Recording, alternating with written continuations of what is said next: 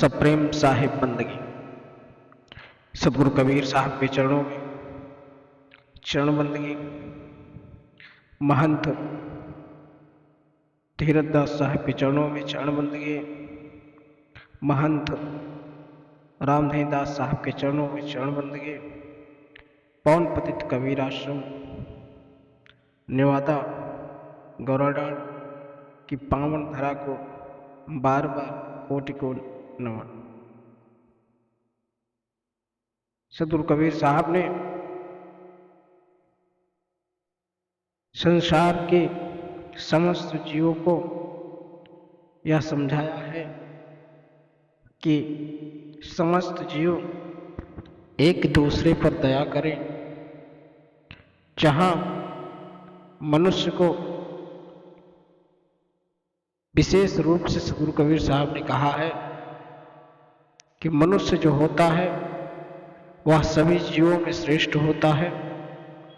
इसलिए अगर अपने अंदर मनुष्यता जगाए रखना है तो संसार के समस्त जीवों से प्रेम करना अति आवश्यक है। लेकिन आज लोग कुछ पाखंडियों के चक्कर में आकर अपने हीरा जैसे जनों को मिट्टी के भाव में तौल दे रहे हैं, कौड़ियों के भाव में गवा दे रहे हैं। वह अध्यात्म साधना और संत समाज के सत्संग में बैठने की जगह वह उनके जो कार्य हैं वह उसके विपरीत हैं और वह निरंतर गलत कामों में फंसकर अपने समय को बर्बाद कर रहे हैं। क्योंकि जो मनुष्य गलत कार्य करता है उसकी मानसिकता, उसकी प्रवृत्ति और उसकी सोचने और करने की क्षमता जो होती है उसी में लगातार लगी रहती है। उसका मन अच्छा करने के लिए राजी ही नहीं होता, क्योंकि वह तमाम सुख भोगता है इस मायावी संसार में। इसलिए वह सब कुछ भूल जाता है कि उसे इस मायावी संसार में जिसका वह सुख भोग रहा है वह विष समान। जैसे कि वह यही सोचता है कि यही सच्चा सुख है, यही जीवन में करके हमको जाना है। तमाम ज्ञानियों ने भी उस प्रकार से इन भक्तों को समझाने का काम किया कि आप हमारे यहाँ आइए, पूजा पाठ करिए और मांस बकरे का सेवन करिए, तुम्हारा भगवान भला करेंगे। अरे मूर्खों, जब तुम ऐसा कर्म कर रहे हो तो तुम्हें भोगने से कौन रोक सकता है? दुनिया का ऐसा कौन सा गुरु है जो तुम्हारा पाप अपने सिर पर ले लेगा? जैसे तुम अपने पेट में अनाज डालते हो, भोजन डालते हो, पानी पीते हो तो तुम्हारा पेट भरता है, तो दूसरे का पेट कैसे भरेगा? उसी प्रकार तुमने जो कर्म किया है तुम जैसा बोओगे वैसा ही फसल काटोगे।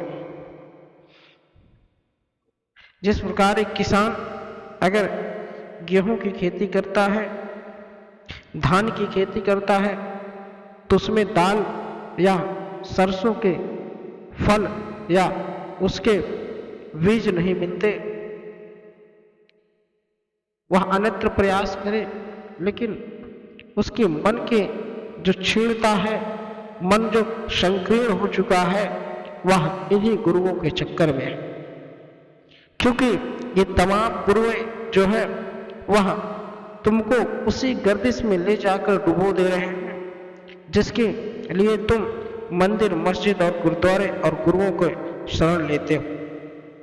क्योंकि तुम्हें वह अधूरा ज्ञान देते हैं, वह तुम्हें यहाँ नहीं समझाते कि तुम जिस चीज का सेवन कर रहे हो, जो तुम्हारा आचार है, जो तुम्हारा व्यवहार है, वह तुम्हारे जीवन के लिए काल साबित हो। क्योंकि यह संसार माया रूपी और छल रूपी और काम, क्रोध, मद, लोभ से भरा हुआ है। जो भी मनुष्य इन सभी चीजों पर अपना काबू पा लेता है वही सच्चा भक्त, वही सच्चा अपने आप को परमपिता परमेश्वर का शिष्य कहलाता है। सदगुरु कबीर साहब ने सदा यही सीख दी है कि अपने मन और अपने अंतरात्मा को निर्मल करो, और जिस घट में तुम्हारे राम, तुम्हारे ईश्वर, तुम्हारे अल्लाह, तुम्हारे भगवान, तुम्हारे पैगंबर, तुम्हारे यीशु, तुम्हारे जिनको भी मानते हो वह बसे है, उसी घट में तुम